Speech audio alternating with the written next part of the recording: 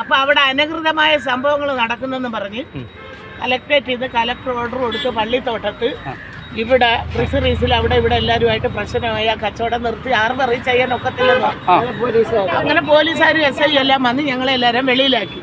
അപ്പോൾ ഒരു ഇച്ചിരി മീനെടുത്ത് ഞങ്ങളുടെ വയറ്റിൽ പ്രശ്നങ്ങളും കാര്യങ്ങളും കഴിയണോ വേണ്ടയോ? വേണം. അതവിടെ ഇനി മീൻ നിൽക്കുകയാണെന്നുണ്ടെങ്കിൽ മണ്ണെണ്ണയും പെട്രോളും എടുത്തൊഴിച്ച് പറഞ്ഞതാ ഞാൻ എന്റെ അടുത്താ പറഞ്ഞത്.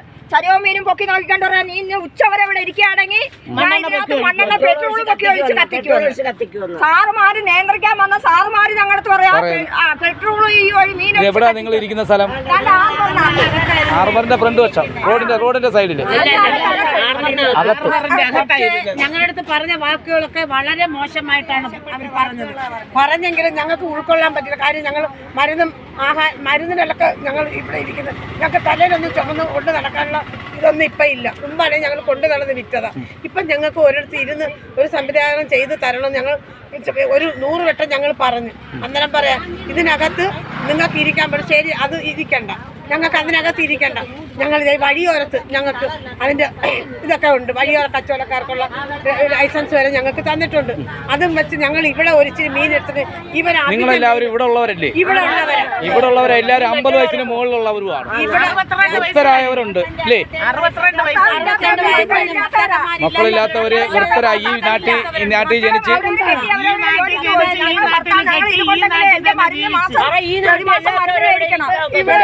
വീട്ടുവാടക കൊടുക്കണം, എനിക്ക് ആഹാരം കഴിക്കണം. ഇതുകൊണ്ടെങ്കിലും ഇവിടെ ഒരിടം ഇരുന്ന ഇവിടെ ഈ ഏരിയയിലുള്ള പെണ്ണുങ്ങളൊന്നും ഇവിടെ ഇത്തത്തുമില്ല, ഒരിടവും ഇത്തത്തില്ല. ഞങ്ങളാ ഇതിനകത്ത് ഇവർക്ക് മുൻഗണന. ഇവിടെ നിങ്ങൾ ഈ നാട്ടിൽ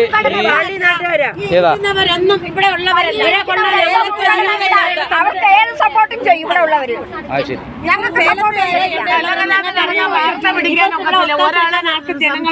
പക്ഷെ ഞങ്ങൾക്ക് ഇവിടെ ഒത്താശ വെക്കാൻ ജനങ്ങളില്ല. ഞങ്ങൾ തന്നെയാണ് ഇതിന്റെ. നിങ്ങളിവിടെ ജനിച്ചു വളർന്നവരാ? ഇവിടെ ഒരു ജീവിതവും ഇല്ല. ഇപ്പൊ നിങ്ങൾക്ക് ഇരിക്കാനൊരു സ്ഥലമില്ല, അതാണ് നിങ്ങളെ പ്രശ്നം. അതെ, ഞങ്ങൾക്ക് ഇരിക്കാനൊരു സ്ഥലമില്ല. ഞങ്ങൾ ഇവിടെ കൊണ്ടിരുന്ന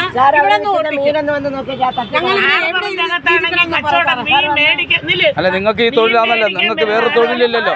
അപ്പൊ നിങ്ങൾക്ക് വേറെ ഒന്നിനും പോകാൻ മാർഗമില്ല. ഹാർബറിന്റെ അകത്ത് ഞങ്ങൾ കച്ചവടം ചെയ്ത കാരണം എന്താന്ന് പറഞ്ഞാൽ ഈ കറിക്കാർ കംപ്ലീറ്റ് ഹാർബറിലാണ് വരുന്നത്. ഹാർബറിൽ വന്ന് അവര് ഒരു കുട്ട മീനെടുത്ത് 5 പേര് 6 പേര് 7 പേര്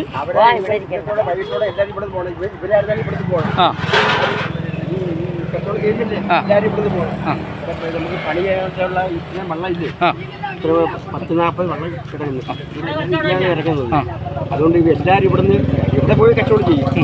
നമുക്ക് ഇവിടെ ഇരിക്കണം, ജോലി ചെയ്യണം. അതെ, ഇവിടെ വൃത്തിയായി കിടക്കണം.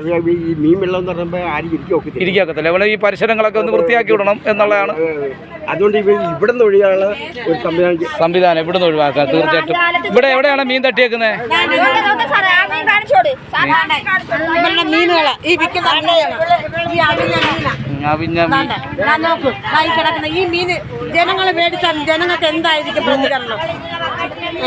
ഈ വേസ്റ്റ് കണ്ട ഇവരൊക്കെ കൊണ്ട് തട്ടുന്ന വേസ്റ്റുകൾ കിടക്കുന്നുണ്ട് കുന്നുകൂടി.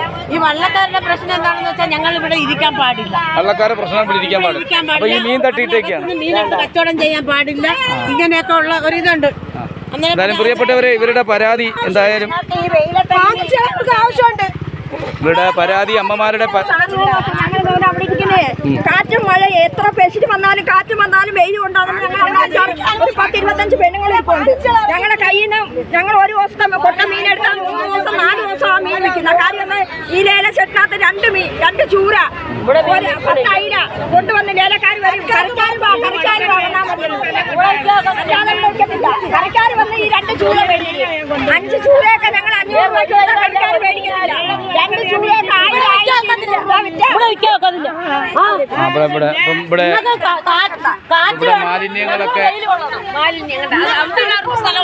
മാലിന്യങ്ങളെല്ലാം ഇവിടെ കൊണ്ട് ഇവിടെ പ്രിയപ്പെട്ടവരെ ഇപ്പോൾ നമുക്ക് കൊല്ലം മുനിസിപ്പൽ കോർപ്പറേഷൻ്റെ പരിധിയിൽ വരുന്നതാണ്. ഇവിടെയെല്ലാം ഇങ്ങനെ മാലിന്യങ്ങൾ കൊണ്ട് ഇട്ടേക്കുന്ന ആ ദൃശ്യങ്ങളാണ്. ഇവിടെ ആകെക്കൊണ്ട് പ്രശ്നങ്ങളും വിഷയങ്ങളും ഒക്കെയാണ്.